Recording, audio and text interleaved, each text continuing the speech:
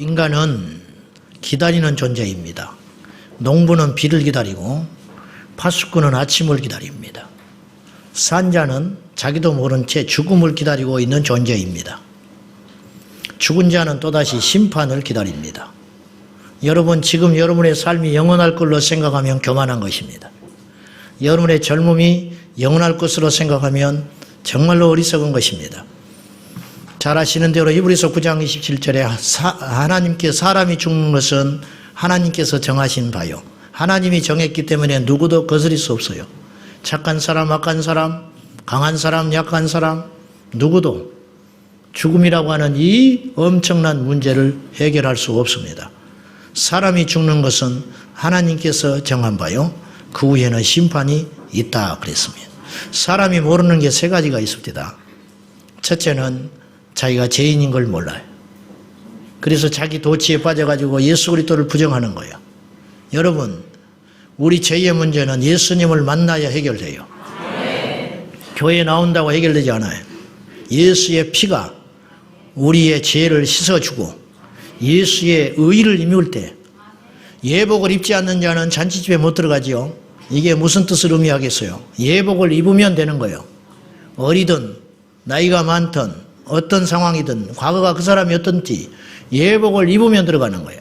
그러나 예복을 입지 않으면 입구에서 못 들어가는 거예요. 예수의 의를 입은 자가 죄에서 속량함을 받는 거예요. 이런 소리 우리가 귀에 딱지가 않도록 들었지만은 아는 것과 믿는 건 다르고요. 행하는 것만 믿는 것인데, 어쨌든 인간이 죄인인 걸 모릅니다. 두 번째, 인간은 죽음을 몰라. 자기가 죽는 줄 모른다니까요. 아유, 아는데요. 천만에. 우리 주변의 사람들이 죽어가는 걸 보면서도, 장례식에 갔다 오면서도 자기는 예외라고 생각해. 그 증거가 뭐냐? 죽음을 준비하지 않아요. 그래서 이 땅에 천년 만년 살 것처럼 우리가 살아가잖아요. 여러분 100년의 계획을 세우잖아요. 필요 없어요. 살지도 못하는 걸 뭘 계획을 세워. 죽은 다음을 우리가 계획을 세워요. 무슨 의미가 있어요? 죽어버리는데. 그러니까 그건 곧 뭘 말하냐면, 우리가 말로는 사람은 언젠가는 죽지, 별것 없지, 그렇게 말을 하지만 실상은 죽음을 자기 것으로 받아들이지 않고 살아가는 거예요. 이게 무지몽매합니다. 세 번째, 정말 중요한 걸 하나 모르는데, 인간은 하나님 앞에 가서 심판받는 존재라는 걸 모르는 것 같아. 하나님이 두 눈 부릅뜨고 보고 계신다고.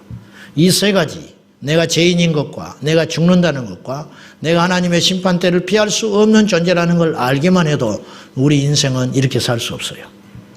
근데 이제 이게 안 되는 거예요. 이게 안 돼. 자, 구약의 이스라엘의 역사는 기다림의 연속이었습니다. 기다림의 연속. 주님의 약속에 대한 기다림, 즉 초림 예수 그리스도에 대한 기다림. 네. 구약은 그것에 대한 이야기예요. 뭐 이러쿵저러쿵, 결국은 뭐냐? 가장 중요한 핵심, 초림 예수 그리스도, 초림 메시아에 대한 약속, 그것에 대한 이야기가 구약의 이야기예요. 오늘 본문은 사가랴와 엘리사벳의 이야기입니다. 사가랴는 제사장 반열의 집안인데, 제사장 집안인데, 사가랴가 제사장이 됐는데 나이가 먹었습니다. 근데 아브라함과 비슷해. 나이가 먹었는데 자식이 없어요. 그러던 어느 날 그가 제사를 집례하러 갔어요. 자기 차례가 되어가지고 제사를 집례하러 성소에 들어갔는데 그곳에서 가브리엘 천사장의 방문을 받습니다. 그리고 엄청난 이야기를 듣게 돼요. 그건 뭐냐? 네가 자식이 있을 거라는 거예요.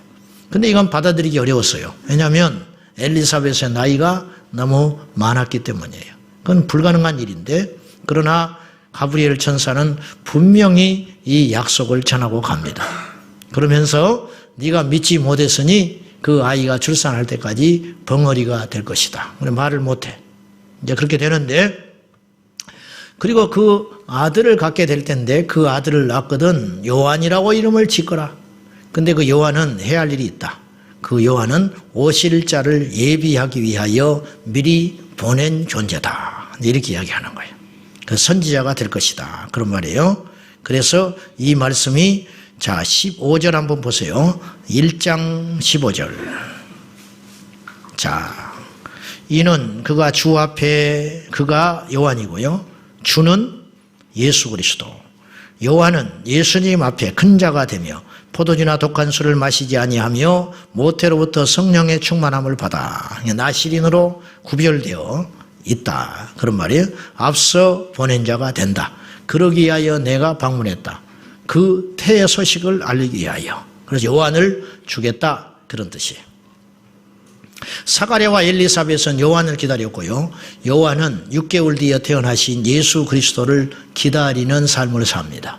기가 막힌 거예요. 여러분 이 메커니즘을 아세요? 성경을 누가 옛날 이야기라고 합니까? 성경은 기가 막힌 과학책이에요. 과학책. 그냥 앞뒤가 착착착착 맞아 들어가. 앞에 이런 말 했다가 뒤에 이렇게 하면 우리 성경을 믿을 수 없어요. 근데 우리가 지금 다 알지 못해서 그렇지.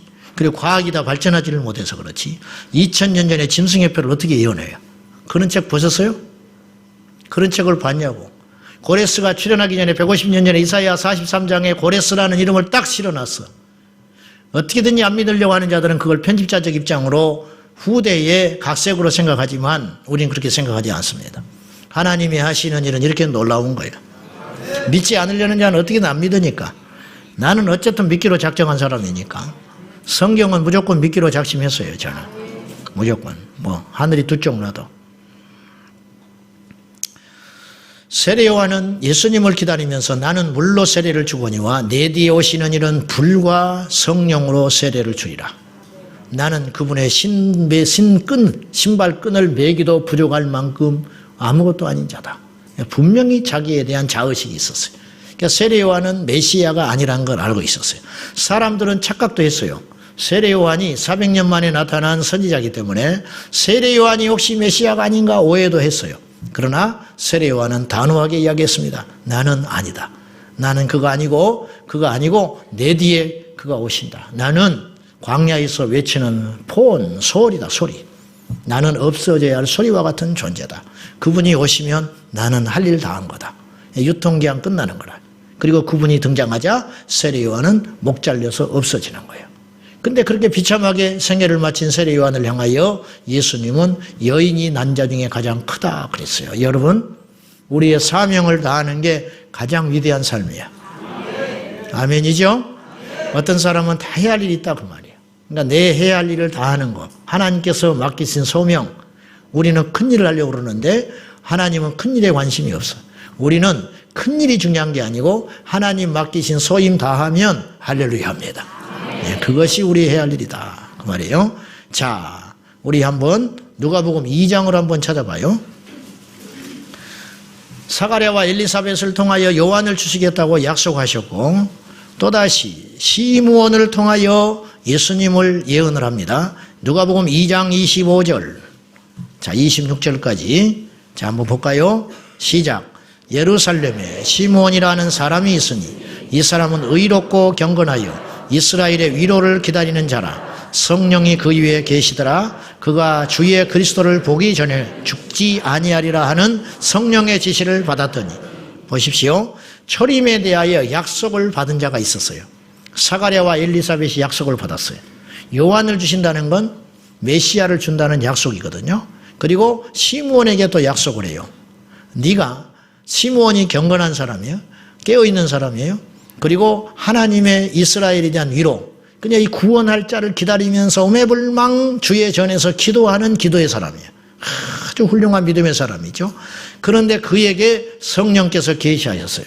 네가 살아생전에 메시아를 보게 되리라. 엄청난 약속을 받은 거죠. 그리고 나서 누가 오셨어요? 예수 그리스도가 오셨다고 말이에요. 오늘 주님에 대한 재림에 대한 이야기를 제가 하려고 하면서 이제 초림에 대한 이야기를 조금 언급을 해보는 것입니다. 주님의 약속을 기다렸던 믿음의 사람들이 있었습니다. 아브라함. 눈에 보이는 건 이삭을 기다렸어요. 근데 여러분, 아브라함은 이삭만을 기다린 게 아니에요. 메시아를 기다렸어요. 그래서 오실 예수를 믿음으로 바라보며 죽었어요. 이 대목이 요한복음 8장 56절에 나와요. 엄청난 이야기를 예수님이 하세요. 너희 조상 아브라함은 나의 때 볼 것을 보고 기다렸다가 나를 보고 기뻐하였느니라 그랬어요. 그러니까 사람들이 이해가 못해. 아브라함은 그들에게 아비 같은 존재예요. 아비 같은 존재. 그래서 네 나이가 40도 안 됐는데 50도 안 됐는데 어찌하여 아브라함을 봤다고 하느냐. 그래서 예수님을 돌로 치려고 그래요. 못 오겠다고. 그러나 예수님의 말씀은 진실인데 너희 조상 아브라함은 나의 때 보기를 원하여 나를 보기를 간절히 믿음으로 바라보고 죽었다가 믿음의 눈으로 나를 봤다는 거예요. 우리가 예수님 못 봤잖아요. 근데 우리는 믿음으로 주님을 만난 거예요. 그래서 우리는 오신 예수를 믿는 거예요. 아브라함은 오실 예수를 믿음으로 미리 보고 죽었다. 나의 때 볼 것을 간절히 기다리다가 마침내 나를 보고 기뻐하였느니라. 그러니까 시간과 공간을 초월한 믿음의 이 언어를 예수님이 말씀하시는 거예요. 우리는 성령 안에서 이 말이 무슨 말인지 대충 깨닫잖아요. 그들은 못 깨달았어요. 그래서 돌을 들어 예수를 치려고 했다니까요. 이 말씀이 여러분이 의심이 되거든 여러분 안에 예수 없는 사람이요. 이 말씀이 이해가 돼야 돼. 아브라함은 믿음으로 예수님을 보고 죽었다 이거예요. 그래서 그 믿음으로 구원받은 거예요. 우리도 육신의 눈으로는 예수님을 본 적도 없고 볼 수도 없지만 우리는 믿음으로 오신 예수를 오늘 또 만나고 있는 것입니다. 그 자가 예수의 사람이에요. 그 사람이 예수의 사람이다. 성경에는 엄청난 말씀들이 너무너무 많은 거예요. 이 요한복음 8장 56절도 얼마나 엄청난 말씀입니까? 이래도 하나님을 의심합니까? 이래도 예수님이 없는 겁니까? 자, 성취된 주님의 언약들을 봐야 돼요. 이것이 왜 중요하냐면 보세요. 구약 성경에 주님이 말씀하신 바가 오늘 이 시대에 성취됐다면 이것은 뭘 우리에게 보증하는 것이냐면 지금 아직 이루어지지 않는 일에 대하여도 100% 성취된다. 근데 이걸 이야기하는 거예요. 우리가 과거 역사를 왜 배우느냐? 과거 역사를 배워야 오늘을 알아요. 그리고 오늘을 우리가 열심히 사는 이유는 미래를 대비하기 위한 거예요.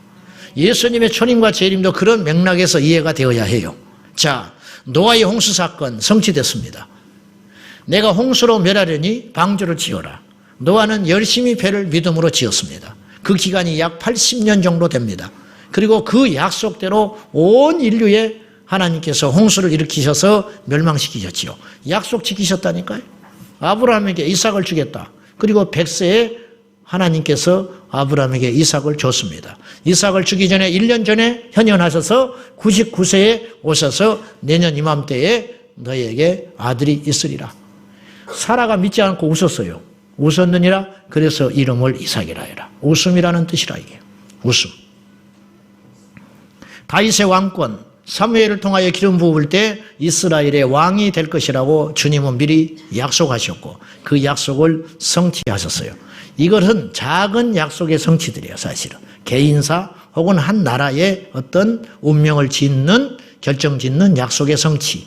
온 인류를 향한 크고 놀라운 약속. 창세기 3장 15절 뱀에게 우리 주님께서 저주하시면서 너는 여자의 후손에 여인의 후손에 뒷바꿈치를 상하게 할 것이고 그는 네 머리를 상하게 할 것이라. 여러분, 여인의 후손이라는 말은 성경 외에는 없는 말이에요. 이미 지금부터 6,000년 전에 쓰기는 3,500년 모세를 통하여 썼지만 창세기의 배경은 지금부터 6,000년 전이니까 아담에게 하와에게 뱀에게 주님께서 미리 약속하시기를 이것을 창세기 3장 15절을 원시복음이라고 그래요. 뭐냐? 원조복음이다. 최초의 복음. 어떤 복음이냐? 인류를 구원하시겠다고 약속하신 첫 번째 약속. 그것이 바로 3장 15절. 여인의 후손을 보내서 뱀, 사탄, 네 머리를 깨부신다. 뱀은 뒷바꿈치를 상하게 한다. 예수님을 십자가에 못 박게 하는 일시적 승리인 것 같았어요. 뒷바꿈치는 물었으니까. 그러나 그분은 죽지 않고 살아나셔서 제2의 권세 사탄을 머리를 깨부셔서 사망에서 승리하심으로 말미암아 그분만 승리한 게 아니라 우리도 승리하게 하셨다고 말이에요. 그런 능력을 주셨다. 그 약속이 창세기 3장 15절이에요. 그 약속을 성취하셨잖아요. 언제 성취하셨느냐? 4,000년 만에. 아담에게 약속하시고 뱀에게 선포하시고 그 약속이 이루어지기까지 4,000년 걸렸잖아요. 그리고 분명히 약속해 주셨다. 자, 우리 주님께서 초림하신다는 이 초림에 대한 약속이 구약 성경에 말씀하시고 이루어진 것. 어디서 주님이 나실 것인가? 베들레헴에서 나실 것이다. 아시는 대로 미가서 5장 2절. 자, 읽어봅니다. 시작. 베들레헴 에브라다야 너는 유다 족속 중에 작을지라도 이스라엘을 다스릴 자가 내게서 내게로 나올 것이라. 그의 근본은 상고의 영혼에 있느니라. 베들레헴은 작은 땅이다. 그러나 낙심하지 말라. 베들레헴에 내가 메시아를 보내리라. 약속하신 거예요. 미가는 언제 활동한 사람이냐면요, BC 8세기에 활동한 사람이에요. BC 8세기에 남유다의 선지자였어요. 그러니까 예수님 초림하시기 전에 800년 전에 베들레헴에서 예수님이 날 것을 이스라엘 백성들은 알았다니까요. 그래서 예수님이 베들레헴에서 실제로 태어났는데 베들레헴에서 태어난 것을 가족밖에 몰라요. 그리고 애굽으로 잠시 파하였다가 나사렛에 가서 목수로 어린 시절을 보내시잖아요. 그러니까 예수님은 나사렛 예수로 불렸어요. 이 비밀을 몰라, 가족 외에는. 그래서 나사렛 출신이라고 이름이 붙여진 거예요. 예수라는 이름을 가진 자가 많기 때문에 나사렛에서 온 그 예수가 된 거예요, 예수님은. 그러니까 예수님이 등장해서 이적을 행하고 선지자 역할을 하니까 그 당시 바리새인 서기관들이 뭐라고 핀잔을 줬냐면 그가 메시아라고, 그가 선지자라고 말도 안 되는 소리 하지 말아라. 우리가 이미 알고 있지 않냐? 메시아는 베들레헴에서 태어나야 한다고. 근데 나사렛 출신이라며. 그러니까는 안 되는 거야. 몰랐어요. 하나만 알고 둘을 몰라. 예수님은 베들레헴에서 태어나셨어요. 그러니까 약속의 성취지요. 할렐루야. 놀랍지 않습니까? 800년 전에 던지시고 성취하시는 하나님. 그럼 어떻게 태어나느냐? 그분은 이사야서 7장 14절 처녀의 몸에서 태어난다 약속하셨어요. 자, 시작. 주께서 친히 징조를 너에게 주실 것이라. 보라, 처녀가 잉태하여 아들을 낳을 것이요 그의 이름을 임마누엘이라 하리라. 이사야는 언제 활동했느냐? 약 BC 700년. 그래 700년 전에 처녀의 몸에서 메시아가 날 것을 예언하시고 성취하셨다. 안 놀래네? 난 안 놀래는 여러분 보니까 너무 내가 놀랍습니다. 이건 놀랄 이야기예요. 여러분 이러고도 죄를 져요? 이러고도 교만해? 나는 이해가 안 가. 이래도 안 믿어?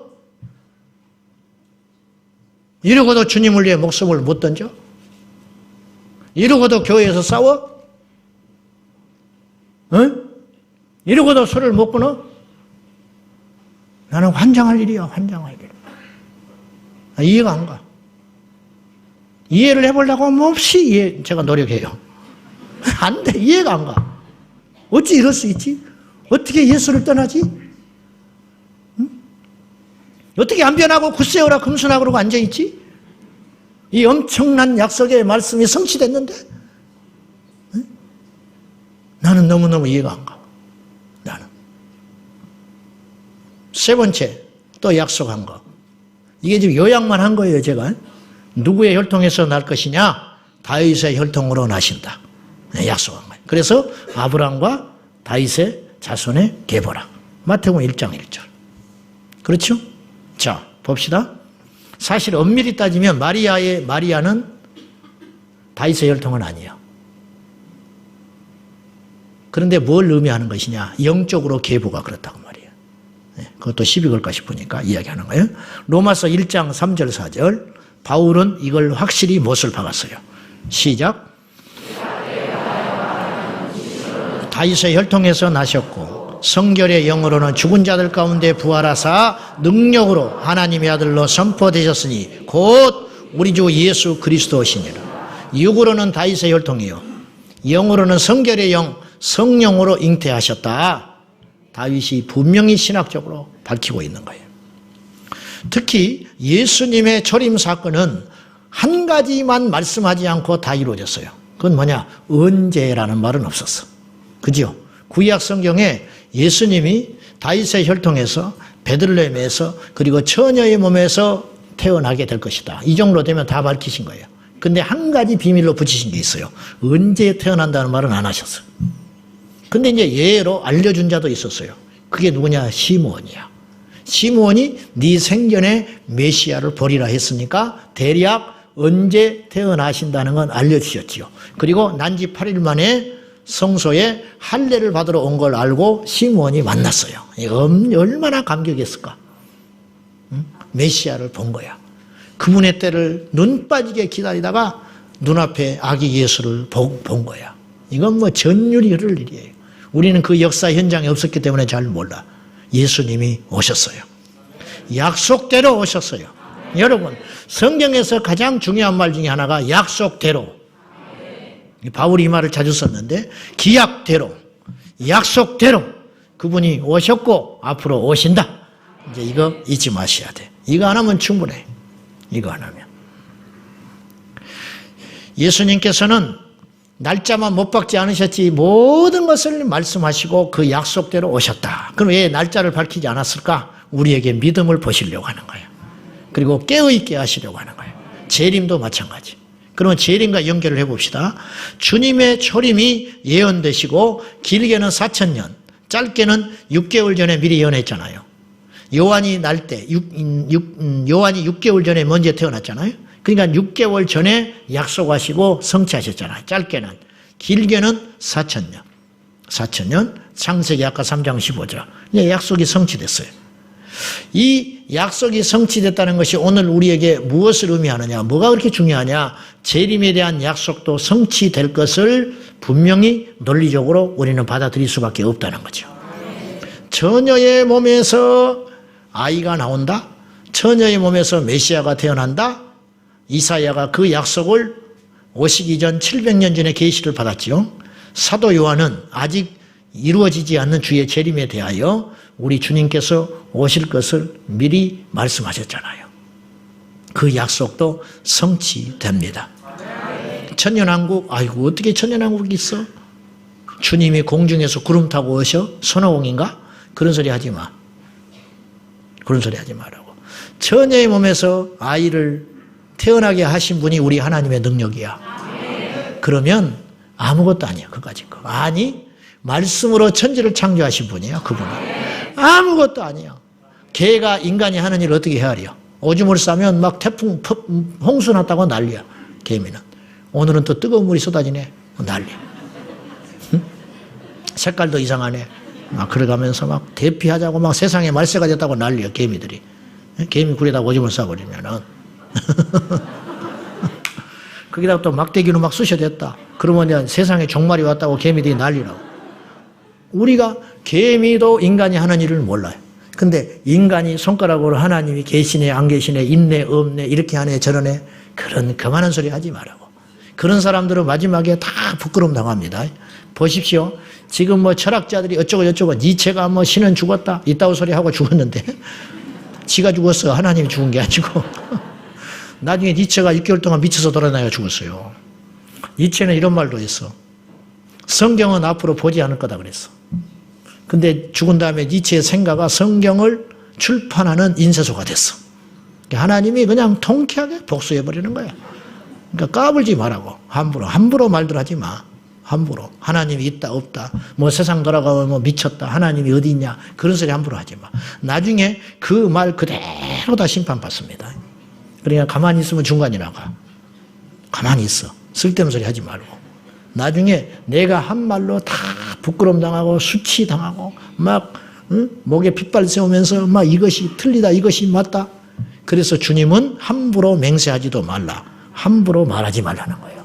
나중에요. 내가 뱉은 말로 다 부끄러움 당하고 수치당할 날이 반드시 와요. 이제 그게 오늘의 이야기는 아니고 봅시다.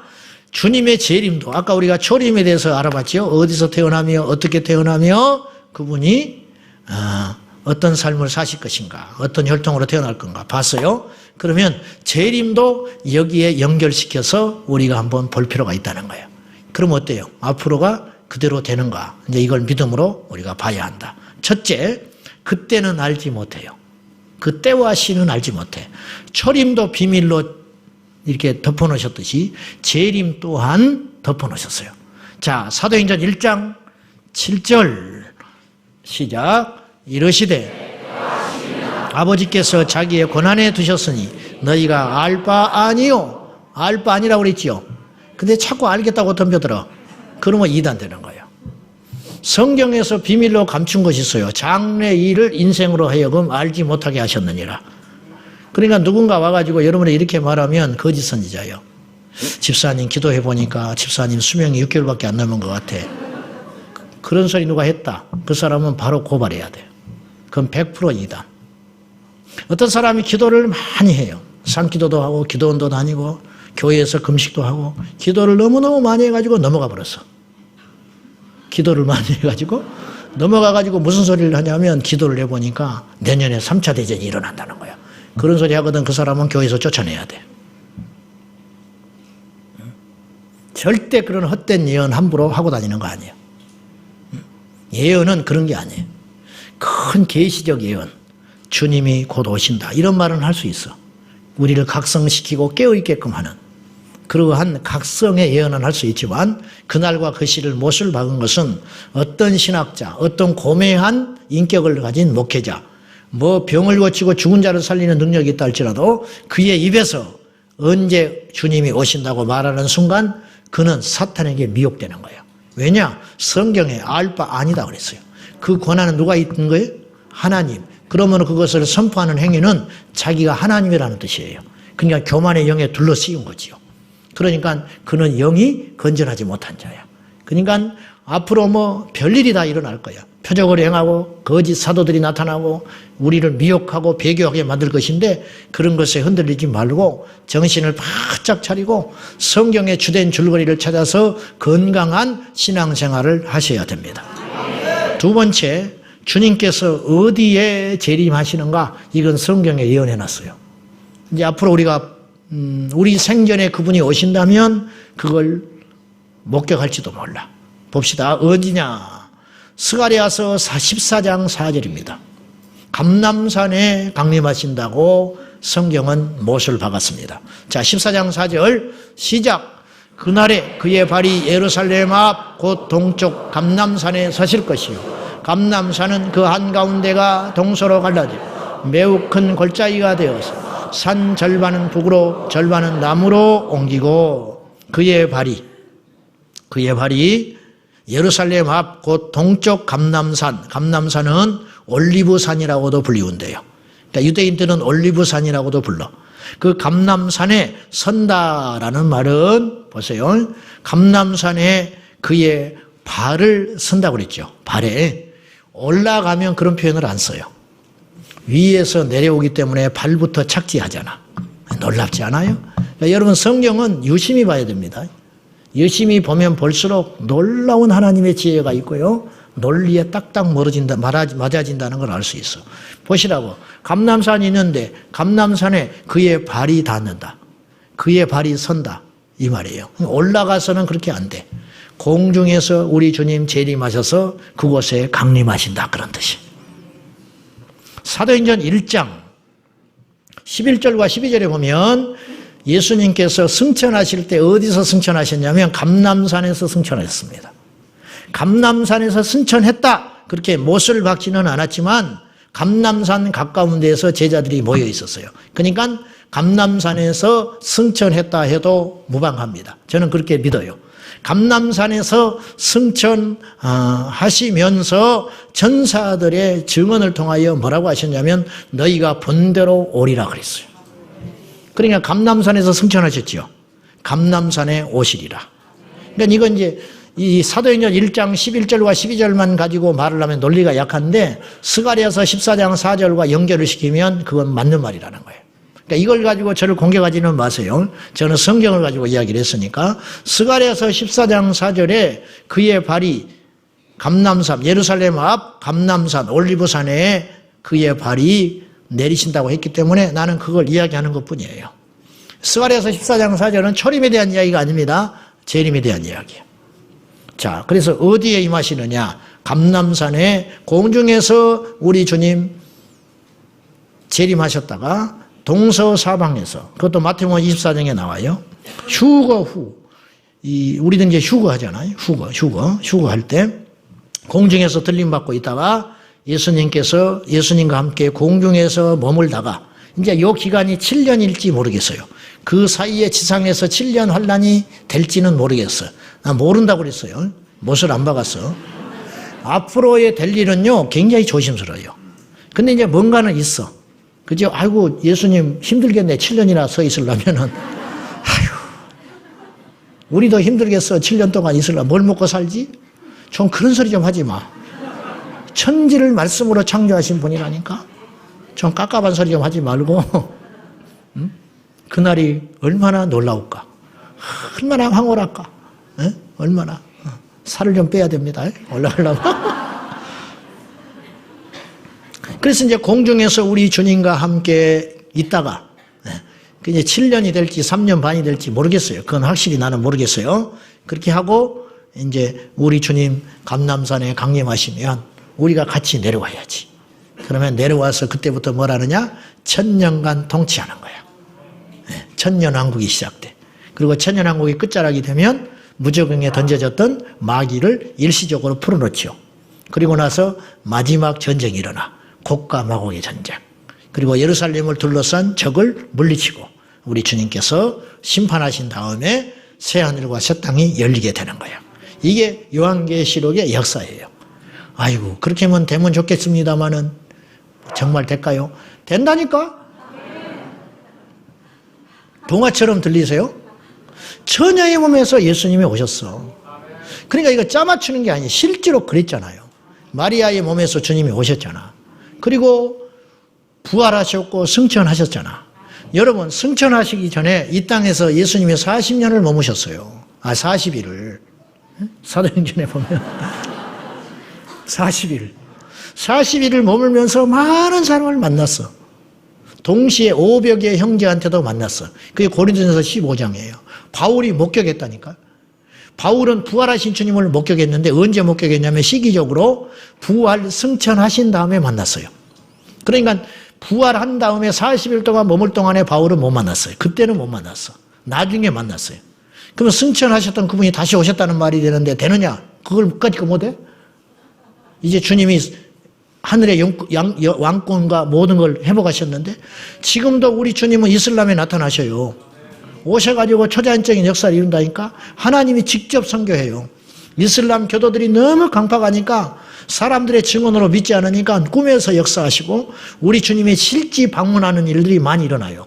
이슬람 가정에 주님이 오신다니까요. 실제로 오셔가지고 문 열린 곳으로 오셔가지고 그들과 함께 식사도 하고 나누다가 어느 날 사라져. 간 다음에 이들이 깨달아. 예수님이구나. 그리고 그들이 깨져버리는 거예요. 이게 하나님의 직접 선교가 일어나고 있어요. 이제 주님은 시간과 공간을 초월하여 마음껏 운행하시는 분이에요. 할렐루야. 그러니까 바울에게 오신 주님은 천사가 아니에요. 주님의 형상을 입은 천사가 아니고 예수님이 실제로 부활 승천하여 주의 보좌에 앉아 계시다가 그래서 스데반이 순교할 때 주님께서 보좌에 일어서잖아요. 그 일어서셨던 주님께서 육체를 입지 않고 있었기 때문에 이제 하늘의 왕권을 회복하셨기 때문에 바울에게 나타나신다니까요. 그게 사도행전 9장의 사건이에요. 할렐루야. 그리고 음성을 듣지요. 그리고 눈이 3일간 멀어버리잖아. 3일간. 근데 이제 바울은 승천하신 다음에 주님을 만난 케이스이고 부활하시고 이 땅에서 사시는 동안 40일 동안에 만난 사람들이 있었다니까요. 그 증인들이 바로 예수님의 제자들을 포함한 500여 형제, 동시에 500여 형제에게 보이신 적도 있었다는 거예요. 이게 고린도전서 15장 이야기 아닙니까? 그래서 예수님의 부활을 빗대어 말하는 말이 곧 우리도 부활한다. 그래서 그분은 부활의 첫 열매가 되신다. 어찌하여 산자가 죽었다가 끝나는 걸로 생각하느냐. 바울이 답답해가지고 그분이 부활하셨다. 만약에 믿는 우리에게 부활이 없다면 우리에게 이 신앙과 이 믿음이 무슨 소용이 있겠느냐? 우리 지금 헛고생하고 있는 거예요. 주님 부활하지 않았다면. 그러나 주님이 부활했기 때문에 우리의 결정은 100% 옳은 선택인 것입니다. 여러분은 정말로 어떤 환난과 유혹과 시련과 속상한 일이 있다 할지라도 죽을 지경이 되어도 예수를 붙잡고 죽어야 돼. 예수를 놓쳐버리는 건 제일 어리석은 자야. 그까짓 그 돈이 뭐라고, 그까짓 그 자존심이 뭐라고, 심지어 그까짓 목숨이 뭐라고, 어떻게 예수를 버리냐, 어떻게 만난 예수인데 마지막 날에 미혹하고 배교하는 일이 일어나요. 앞으로 이제 배교자들이 속출합니다. 보시라고. 환난을 못 이기고 배도해. 지금까지 우리가 당한 환난은 환난도 아니야. 우리는 지금 조롱당하고 있어요. 개독교. 우리가 이 정도의 조롱, 이것도 지금 믿는 자들이 늘어나지 않고 있는데 하나님께서 마지막 날에 원수 마귀와 이 세상의 시스템을 통하여 왜 믿음의 역사를 흔들어 볼까? 이유는 한 가지. 알곡과 가라지를 고르기 위한 거예요. 여기도 알곡 있고 가라지가 있어. 여기도 알곡 되시기를 바랍니다. 이제 금요일 날은 좀 알곡이 많아요. 주일 낮보다는 좀 많아. 그렇긴 해도 여기 가라지가 있어. 가라지 있다고. 가라지는 바람 불면 날아가 버려. 평소에는 모른다니까요. 주수할 때도 몰라. 똑같이 알고 취급을 당해요. 근데 가라지는 바람이 불면 날아가 버려. 여러분, 교회를 다닌다고 다 믿는 게 아니에요. 설교를 듣는다고 다 신자가 아니에요. 그 안에 예수가 있어야 돼요. 예수가 있는 사람은 달라요. 그러니까 덧칠하면 안 된다고 내가 누차 말했죠. 덧칠, 옛날의 성질, 옛날에 막 하던 방식들, 거기다가 예수를 믿어가지고 칠만 한 거예요. 빨간 예수의 피를 발랐어. 그러면 시간이 지나면 이게 드러나고 없어지면 속에 시커먼 게 드러난다고. 안 된다니까. 이걸 완전히 밀어버려야 돼. 까만 때를 밀어버리고 그 속에 예수의 피의 색을 칠해야 이게 진짜다 이거예요. 네. 그래서 속에는 노략질이 하는 일인데 겉에는 양의 탈을 쓴 거짓 선지자. 이게 이제 가짜예요. 선지자만 가짜가 있는 게 아니고 성도도 가짜가 있어. 어떤 성도냐? 속에는 염소인데 겉에 양의 가죽만 뒤집어 쓰고 있는 양처럼 행세하고 있는 염소가 있어. 그러다 결정적일 때는 들이박아버려. 염소 고집은요, 이러고 말할 수도 없어요. 염소 키워보셨어요? 떡 다리 버티고 이렇게 있으면요, 질질질 끌려가. 지발로 안 걸어. 지만 손해요. 그래 봤죠.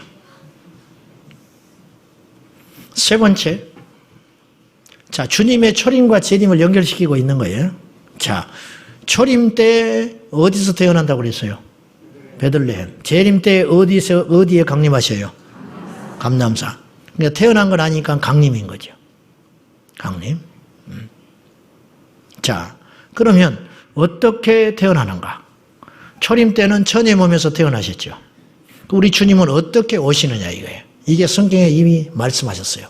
아직 이루어지지 않았지만 이제 곧 성취될 걸로 신약 성경에 구약에 예언한 것처럼 신약에도 예언해 놨다니까요. 한번 찾아볼까요? 마태복음 24장.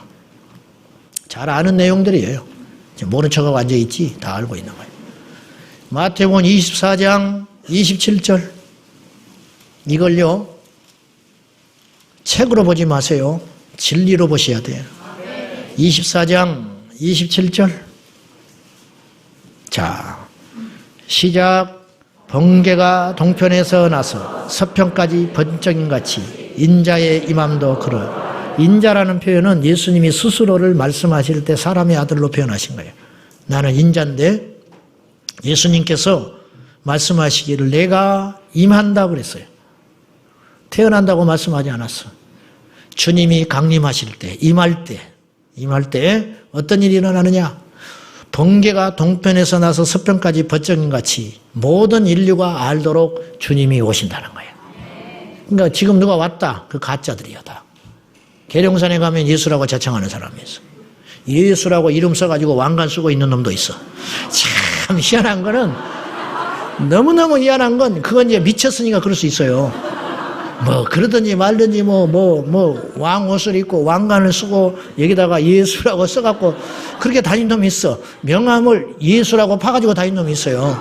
지가 예수라고. 그러면 뭐 미친놈이니까 나도. 그건 뭐 그럴 수 있는데 문제는 그걸 추종하는 사람이 또 있다는 거예요. 이야, 이거는 뭐 너무너무 기가 막힌 일이에요. 그러니까 한 사람 또 어떤 사람이 미쳐서 그렇게 돌아다닐 수는 있다니까. 근데 그것이 맞다고 추정하는 자가 있다는 건 너무너무 이해가 안 가는 거예요. 이만희가 보혜사 성령이래. 이만희가. 그건 뭐 그러든지 말든지 그건 뭐 지 인생이니까 그건 상관없는데 문제는 그걸 맞다고 밑에서 입 벌리고 있는 사람이 있다는 거예요. 그게 몇십만 명이라는 거예요. 여기도 있는지 몰라. 너무 애쓰십니다. 너무 애쓰셔. 이 더운데 말이죠. 거기를 가야 되는데 여기까지 오셔가지고. 야, 거긴 처리 안 하나? 안 해요? 누가 걸려들었어, 지금. 누가 대답했어. 거긴 처리 안 해? 잘 있어요, 이만희 씨? 아, 참 이해가 안 가죠. 그게 사탄에 미혹되니까. 뭐 대학 교수, 뭐 학자, 뭐 정치인, 뭐 목사도 넘어가 있으니까. 미혹은 그렇게 무섭습니다. 그러니까 절대로 여러분 장담할 것이 하나도 없어. 장담할 것도 없고 하나님께 하나의 기도밖에 없어요. 주여 나를 붙들어 주십시오. 나를 불쌍히 여겨 주십시오. 사실은 그거밖에 없더라고요. 자, 29절 봐요. 그날로 환난 후에 즉시 어때요? 해가 어두워져요. 달이 빛을 내지 않아. 별들이 하늘에서 떨어지며 하늘의 권능들이 흔들리리라. 이 전체가 막 흔들려 버린다는 거예요. 주님이 오실 때 엄청난 사건이에요. 30절 그때 인자의 징조가 하늘에서 보이겠고 그때에 땅의 모든 족속들이 어때요? 통곡해. 여기 안 들어가야 돼. 그때 땅의 모든 족속들이 통곡하며 그들이 인자가 구름을 타고 능력과 큰 영광으로 오는 것을 보리라. 어찌 보면요, 자기의 눈으로 공중에서 오시는 주님을 봤다면 그 사람은 버려진 자예요. 들림받은 자는 볼 겨를이 없습니다. 공중에서 예수님과 함께 해버리니까. 그렇죠. 그러니까 인자가 올 때에 믿지 않는 족속들이 통곡하면서 공중에서 임하시는 주님을 구경하면서 통곡하고 우는 날이 온다는 거예요. 이제 이들은 순교의 각오를 해야 겨우 구원받을지도 몰라. 그러나 그건 어려워요. 왜냐? 성령이 떠나셨기 때문에. 우리가 지금 믿고 있는 것이, 우리가 지금 순교하는 것이, 우리가 지금 선교사님들이 저 적진에서 복음을 전하고 있는 것이 자신의 힘이 아니에요. 성령의 능력이에요. 제가 지금 설교하고 있는 게 성령의 능력이에요. 그래서 성령이 걷어버리시면 아무것도 안 하는 거예요. 그냥 퍽퍽퍽 낮아빠져버린 종이에 불과하게 되는 거예요. 31절 그가 큰 나팔 소리와 함께 천사들을 보내리니 그들이 그의 택하신 자들을 하늘 이 끝에서 저 끝까지 어떻게 한다? 사방에서 모으리라. 이 끝에서 저 끝까지 동서남방을 막론하고 예수 그리스도도 오셨다. 그럼 어떤 사람은 잠자다가 주님을 맞이해요. 그래서 그 이야기가 나중에 나와요. 두 사람이 밭을 가요. 주님 오실 때 어느 편에는 밭을 가는 사람이 있어요. 어느 편은 잠을 자는 사람이 있죠. 그렇잖아요. 지구가 둥그니까. 이걸 예수님은 미리 알고 계신 거예요. 네? 놀랍지 않아요? 그러니까 성경은 자세히 봐야 한다니까요. 두 사람이 밭을 갈다가 한 사람은 들림받고 한 사람은 버려둠을 당하고 가족에도 그럴 수가 있다. 그런 영상이 있잖아요. 설교할 때 주님이 오셨다는 가상의 영상인데 그거 보셨어요? 그리고 성경책 들고 목사가 설교하다가 성경책이 딱 떨어져 버리고 목사님이 올라가 버리잖아. 그런 일이 있을 수 있어요. 여러분들이 예배 드리고 있다가 픽 없어져 버린다고. 그리고 남는 사람이 있을 수 있어. 근데 다 올라가 버렸는데 목사가 혼자 설교하고 있다.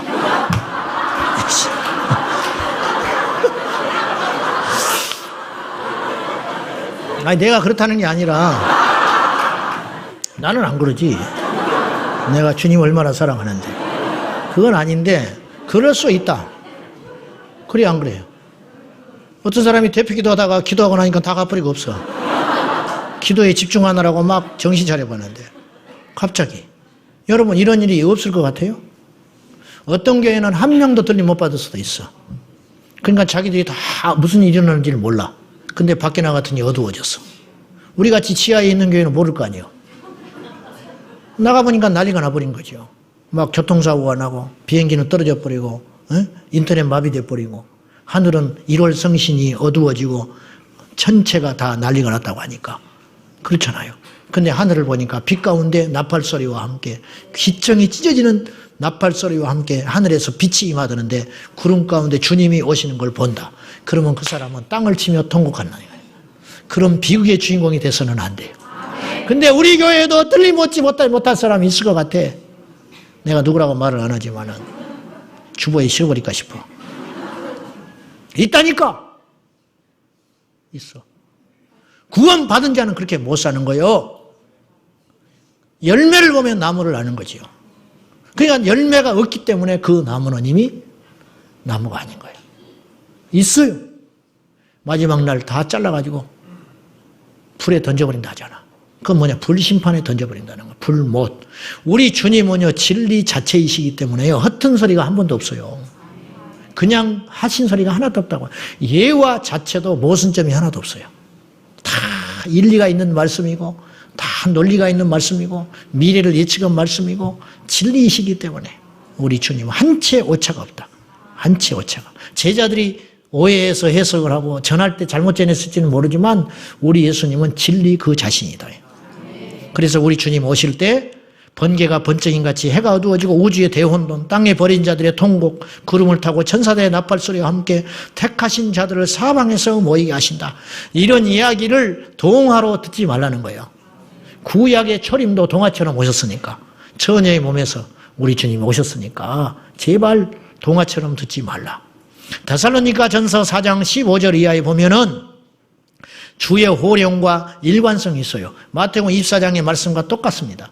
바울도 똑같이 이야기해요. 근데 바울은 예수님의 사실은 직접 제자는 아니에요. 그러니까 사도라고 우리가 붙여주는 것이지, 너무 엄청난 일을 했기 때문에 사도 바울이라고 한 것이지, 그래서 바울이 복음을 전하면서 고통을 받았던 게 뭐냐면 사도권에 대한 공격이에요. 사도가 아니라는 거예요.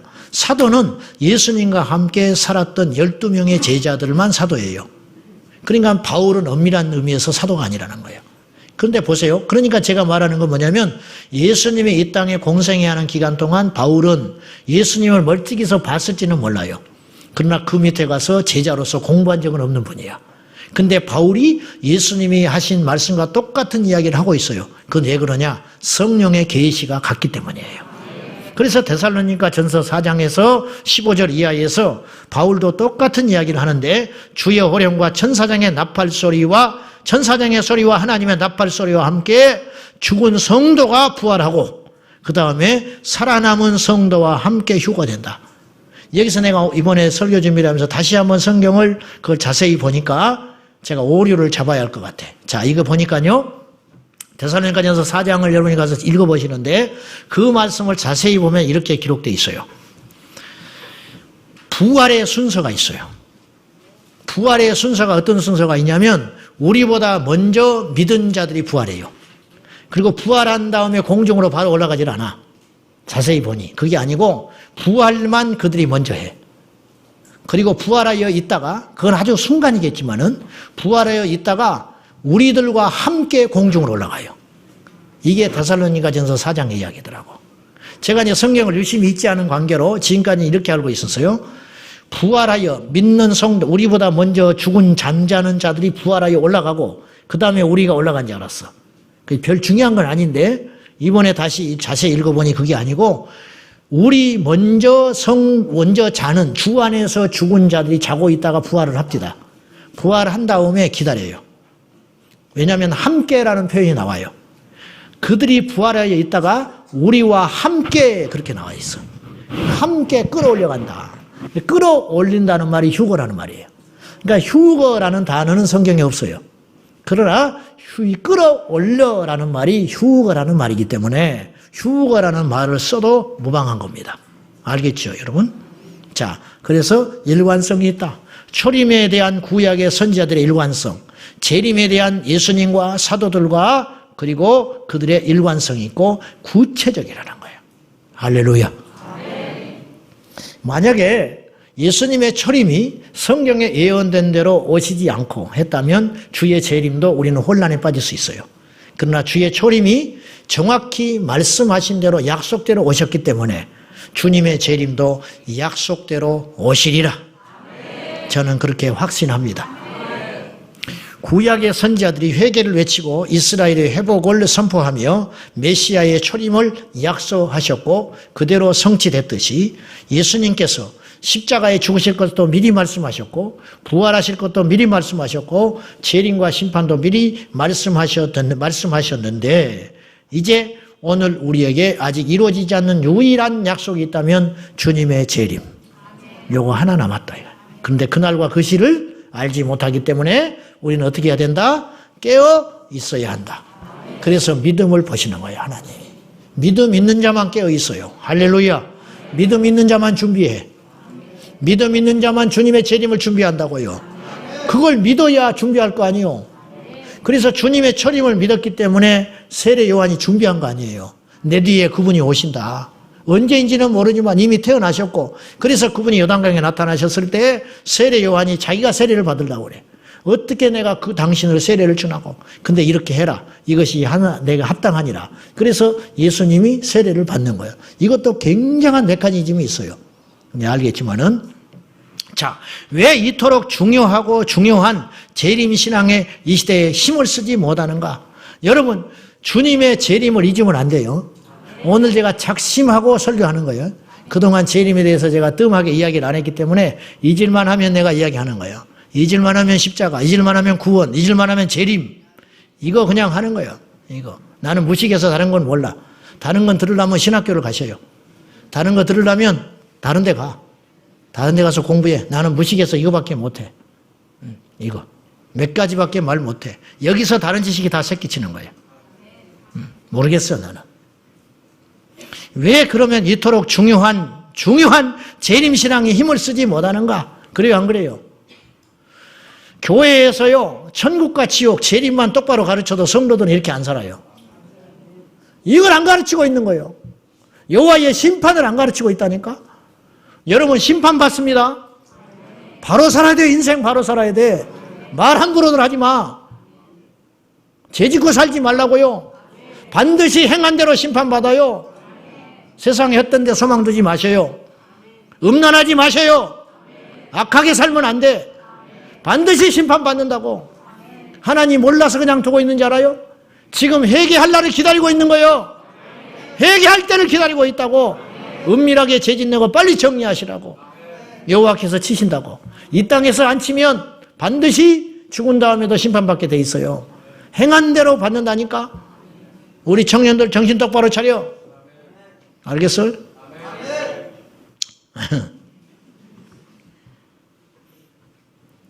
구원 다음으로 중요한 게 재림이요. 그래요, 안 그래요? 더 중요한 게 있으면 이야기해봐요. 구원 다음으로 중요한 게 재림이라고. 구원받은 우리에게 유일하게 남아있는 약속과 소망이 뭐가 있어요? 재림밖에 없지. 근데 이 재림신앙이 이렇게 약화됐냐 이거예요. 첫째는 아예 관심이 없어요. 교회나 성도들이 관심이 없어. 그 대신 그 자리를 채워야 되잖아요. 반드시 사람은 뭔가를 채워야 한다고 그랬어요. 재림신앙이 빠지면 거기에 뭔가 채워지고 있는 게 있어. 그게 뭐냐? 현세적 기복신앙이야. 그러니까 이 땅에서 잘 살자는 거예요. 두 번째, 관심은 있지만 지식으로만 알고 있어요. 지식으로.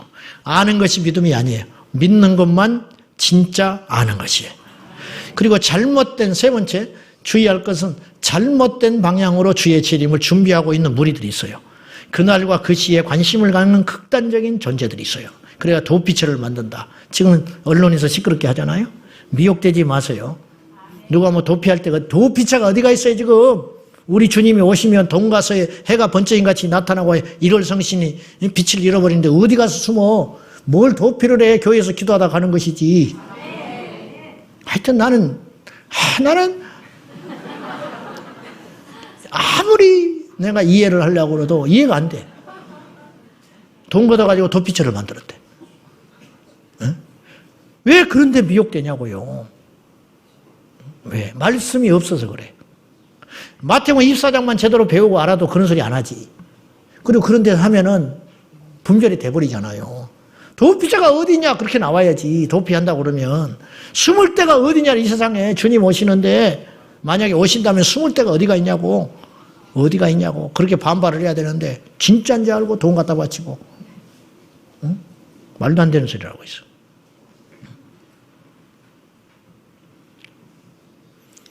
현실에서 일어난 모든, 또 반대로 아주 극단적으로 현실에서 일어난 모든 징조들, 기후, 전쟁, 그리고 비윤리적 현상들, 말세야 뭐 이런 말이 있잖아요. 그런 일이 일어날 때마다 주님의 재림과 연결시키려는 사들도 또 있어요. 또 뭐 미국에서 뭐 이랬다더라. 야, 그러면 이제 곧 주님 오신다. 너무 그렇게 할 필요도 없어요. 또 그런들 호들갑 떨 필요 없어.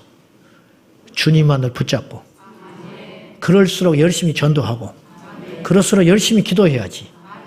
적이 막 군사를 일으켜서 한다. 그러면 뭐 그랬어 어쨌어. 정보만 알면 뭐해. 정보를 아는 건 준비하려고 하는 거예요. 그러면 내가 무장을 해야 하잖아. 그런 방향으로 가야 건강한 신앙인 거예요. 그렇지는 않고 엉뚱한 소리만 하고 있어. 제가 잊어버리지도 않아요. 90년대 초에요. 이름만 댈 수 있는 대면 알만한 유명한 목사님이 잡지에다가 유럽 통합이 그때 거론되고 있었어요. 유럽 통합. 그리고 바코드가 등장했어요. 그러니까 이제 세계 정부가 출연하고 적그리스도가 나오고 예수님 재림하신다고 난리였어요. 그리고 바코드가 등장하니까 그것이 짐승의 표라고 했어요. 바코드가 짐승의 표가 아니었어. 알고 봤더니. 그건 이제 그런 실수는 할 수 있어요. 저도 그런 실수할 수 있고. 근데 그런 오류들이 최소화해야 된다고 말이에요. 그런 오류들이 빈번하게 잃어버리면 우리는 거짓말 양치기 소년이 되는 거예요. 그래서 92년에 한 번 어긋남으로 인하여 강단에서 예수님의 재림 설교가 얼마나 지금 핍박을 받고 있는지 몰라요. 그렇잖아요. 이게 사탄이 역으로 이용하고 있다니까. 사랑하는 여러분, 어찌 했든지 간에 주님의 재림은 분명한 성경의 약속이고 우리는 깨어 있어야 됩니다. 그런데 우리가 힘들기 때문에 아이고 주님 얼른 오시면 좋겠다. 그렇게 생각하면 안 돼요. 그건 아주 비겁한 거예요. 현실 도피적인 신앙이고 건강한 재림신앙. 마지막으로 우리 안에 재림신앙이 건강하게 회복될 때 일어난 축복들이 있습니다. 첫째, 이 세상에 대한 믿음의 시야가 분명해져요. 우리가 어떤 안경을 끼고 이 세상을 보느냐가 중요하거든요. 검은 안경을 끼면 전부 검게 보여요. 빨간 안경을 끼면 전부가 빨갛게 보이는 거예요. 재림신앙의 눈으로 이 세상을 볼 때 이해할 수 있는 것들이 참 많아요. 사탄의 술수와 음모가 보이기 시작해요. 아, 주님의 재림이 약속하시고 임박했기 때문에 이런 일이 일어나는구나. 이렇게 현상학적으로 이해할 수 있는 해석의 눈, 이것이 생긴다는 거예요. 이거 굉장히 중요한 것입니다. 이런 눈을 갖기를 주님의 이름으로 축원합니다. 그래서 깨어있는 신앙이 가능해져요. 사랑과 봉사의 신앙, 그리고 성화의 삶도 너무 중요합니다. 그렇지만 주님의 재림을 준비하는 깨어있는 종말적 신앙만큼 중요합니까? 그렇지 않습니다. 이것이 무너지면 다 끝장납니다. 흔히 우리가 이렇게 표현할 수 있습니다. 신앙의 칼라가 있더라. 이 교회에 오니까 저 목사님이 저런 칼라로 목회를 하고 교회를 이끌어 가시는구나. 그런 생각하지 마세요. 그런 소리 하지 마. 순복음에는 이런 칼라가 있고 장로교에는 이런 칼라가 있더라. 그런 소리 하지 마. 우리의 오직 한 가지 칼라밖에 없어. 성경, 예수 그리스도. 어떤 교회에서 재림에 대해서 막 설교했다. 아, 그 교회는 재림에 대한 색깔이 분명한 교회구나. 그런 소리 하지 말라니까. 재림 신앙은 색깔로 접근할 문제가 아니라니까요. 이게 사탄의 미혹이에요. 그렇게 하면 어떤 문제가 벌어지냐면 나는 거기에 관심 없을 수도 있네. 그런 소리 하지 마. 그렇게 하는 거 아니에요. 신앙은 오직 하나의 색깔밖에 없어요. 예수 그리스도. 그밖에 없어요. 선택할 수 있는 게 아니에요. 여러분 신앙을 선택하려고 합니까? 취향에 따라 믿으려고 합니까? 그런 교만한 소리 하지 마시오. 그러다가 멸망길로 갑니다. 그러다가 큰일 납니다. 신앙에 유행 없습니다. 트렌드 없어요. 아, 요새 교회는 제자훈련 하다가 이제 제자훈련이 시들어지니까 요새는 또 이런 목회가 유행이구나. 그런 소리 하지 마시오. 아주 어리석은 거예요. 본질이 뭐냐? 2000년 역사 동안 외쳐졌던 본질이 뭐냐? 그것을 절대 놓치면 안 되고요. 우리 청중들은 그것에 듣기에 귀가 열려야 된다는 거예요. 그래서 청중이 목회자를 만든다고 내가 그래서 지난주에. 그랬죠? 그러니까 여러분의 귀가 열려야 돼요. 할렐루야! 결론, 과거는 현재보다 더 중요하지 않아요. 그렇죠. 과거는 지나간 역사니까 현재는 또한 우리에게 닥칠 미래만큼 중요하지는 않습니다. 왜냐하면 과거는 지나간 역사요. 현재는 잠깐 지나가고 있는 역사에 불과하기 때문입니다. 미래는 영원히 머무를 시간이기 때문에 우리에게 닥칠 예수 그리스도의 재림은 미래, 막연한 미래라고 생각하면 안 되고 우리가 곧 닥칠 현실이라는 걸 꼭 주지하고 깨어있는 성도들이 될 수 있기를 축복합니다. 깨어있으십시오. 깨어있는 공동체와 함께 하십시오. 슬기로운 다섯 처녀처럼. 다섯 처녀, 어리석은 처녀, 다섯 처녀, 지혜로운 처녀. 내가 지혜로운 자와 함께 있다 보니까 같이 지혜로워지는 거예요. 깨어있는 공동체와 함께 하다 보면 깨어있는 거예요. 기도하는 공동체와 함께 하다 보면 기도하게 되는 거예요. 순교하는 공동체와 함께 하다 보면 순교하게 되는 거예요. 여러분 주변에 누가 있는가를 잘 따져보세요. 악한 자를 멀리하고 부정적인 자 멀리하고 더러운 자 멀리하고 낙심한 자 멀리하고. 할렐루야. 깨어있는 자와 함께하라. 쓸데없는 짓들 하지 말고 깨어있어서 예수 안에서. 지금 뭐가 중요하냐고 말이요. 뭐가 중요해. 영원한 미래가 달렸는데.